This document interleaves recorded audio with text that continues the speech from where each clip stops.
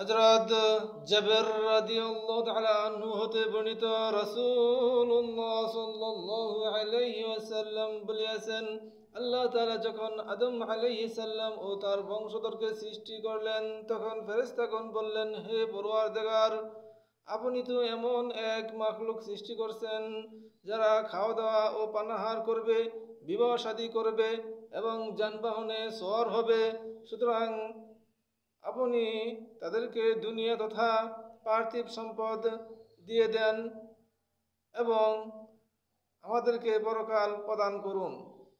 আল্লাহ তাআলা বললেন, আমি যাকে নিজ হাতে সৃষ্টি করিয়াছি এবং যার মধ্যে আমার রূহ ফুঁকিয়েছি তাকে ওই মাখলুকের সমান করব না যাকে কুন হয়ে যাও শব্দ দ্বারা সৃষ্টি করিয়াছি।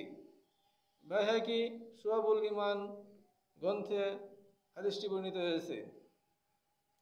হযরত আবু হুরায়রা রাদিয়াল্লাহু তাআলা আনহু থেকে বর্ণিত রাসূলুল্লাহ সাল্লাল্লাহু আলাইহি ওয়াসাল্লাম বলেছেন, মুমিন আল্লাহর নিকট কোন ফেরেশতা হতে অধিক মর্যাদা সম্পন্ন। ইবনে মাজাহ, হাদিসটি ইবনে মাজাহতে বর্ণিত হয়েছে। এই হাদিসের ব্যাখ্যায় বলা হয়েছে, কামেল মুমিন মানে নবী রাসূল, আহলে সুন্নাত ওয়াল জামাআতের মতে নবী রাসূলগণ সমস্ত ফেরেশতা অপেক্ষা অধিক মর্যাদা সম্পন্ন, ইমানদার, সালিহিন তথা ওলি মুত্তাকিনগণ সাধারণ ফেরেশতা হতে উত্তম ও মর্যাদাবান। তাই এই হাদিসটি মিশকাতুল মাসাহাবি হাদিস নং হচ্ছে 5486 এবং 5487 নং হাদিসের অনুবাদ বললাম।